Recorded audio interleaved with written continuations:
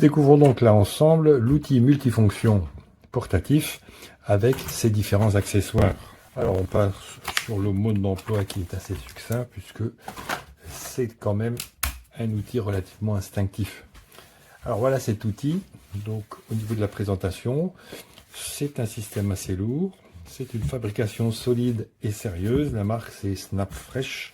Alors on a le système de fixation de l'outil qui est ici, qui est un système de fixation automatique, c'est bien.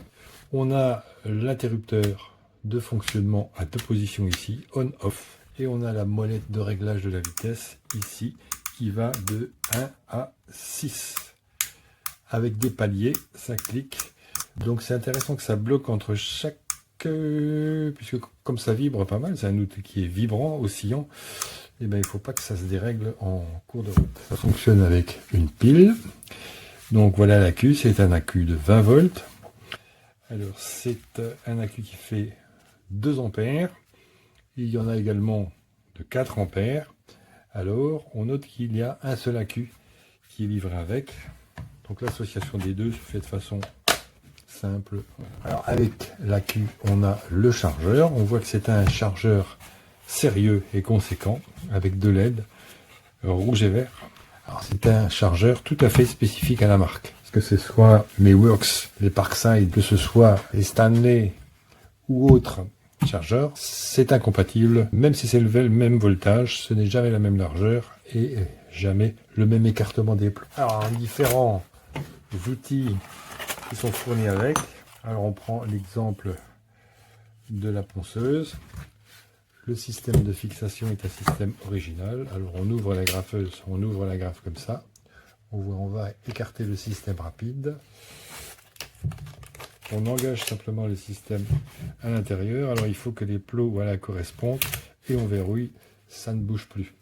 Alors on voit l'intérêt de ce système, c'est qu'on va pouvoir le mettre dans n'importe quel angle. Ça c'est pas mal et on a la même solidité.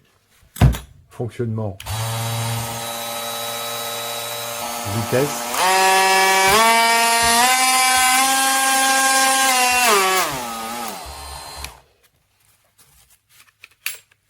Alors on a des systèmes à couper, voilà un équivalent de meule diamant. Fixation solide. Intérêt de la rotation, c'est qu'on peut faire une attaque de côté,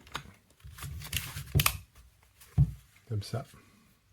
Ici on a une scie pour bois et plastique, 88 mm.